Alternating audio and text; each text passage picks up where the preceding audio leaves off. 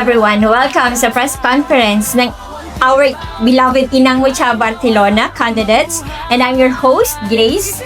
Today, syempre, ang dating kandidato ng Inang Mucha Barcelona 2025 from Bicol, Basta Bicolana, Uragon! Pasensya na kasi lagi ko talaga, para feeling ko kandidata din kasi ako ngayon. So, ayan. Maraming salamat sa pagpunta ninyo ngayong araw. Sa mga oras ninyo, alam ko may kanya-kanya kayong mga buhay, lalo-lalo na weekend. So maraming salamat sa pagpunta para humarap sa press ko na ito. And ngayong araw, mas makikilala pa natin ang mga kandidata bilang sa pagbabahagi nila ng kanilang mga istorya, ng kanilang mga buhay bilang ina, at syempre yung mga kanilang mga experiences, ng kanilang mga buhay-buhay, pati syempre yung mga advokasya ng kanilang mga gagampanan o sa mga darating na mga activities, kumbaga, no? So, before anything else, bigyan po natin sila ng masigabong palakpakan. Siyempre, maging ang Katambayan Channel, maraming salamat sa araw nito dahil panibagong challenge na naman ang binigay niyo po sa akin. So, tanggap ko po yun at tatanggapin ko. Maraming salamat po.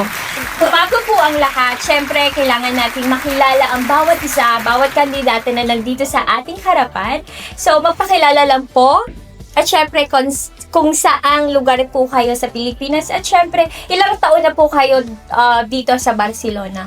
Yun lamang po. So, umpisan po natin. Syempre, sa aking katabi. Papakilala mo? Ako si Darlene Prestado, 18 na 8 taong gulang, ang nakatira sa bayan ng Pangin, lalawigan ng Laguna.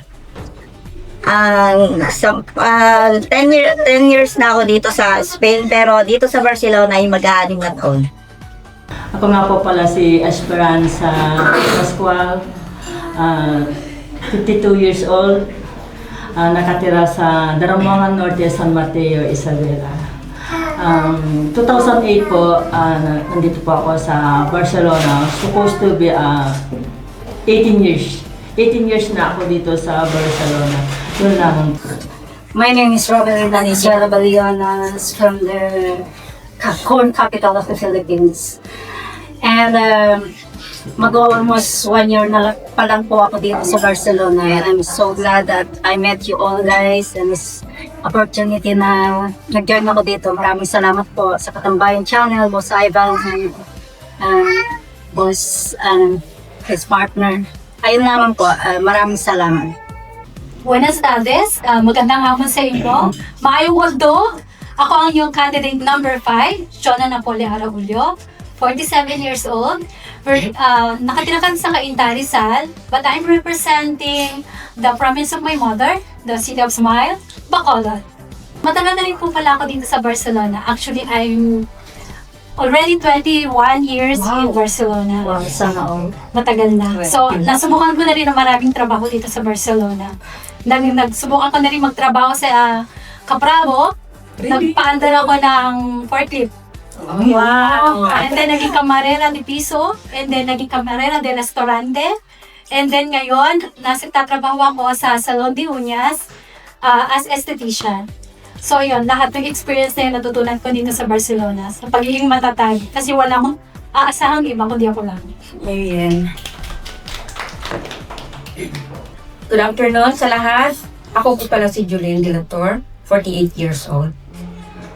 Nakatira ako sa Negros Occidental, pero tumagal din po sa Novaliches, Quezon City. So, ako po ay almost 3 years pa lang dito sa Barcelona. So, I'm so glad na na-meet ko kayo. Ito rin yung gusto kong na mangyari na magkaroon ng maraming friends. So, this is the way na magkakaroon pa ako ng more friends. Thank you!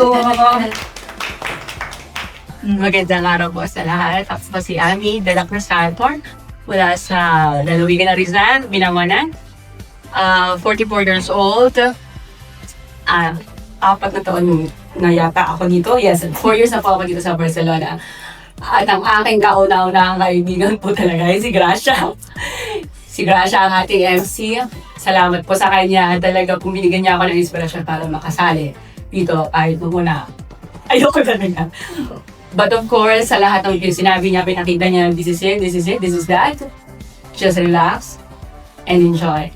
So, maraming salamat. At kay Sir Ivan, na nakilala ko siya, he's so very nice. Salamat po sa inyo lahat. Thank you.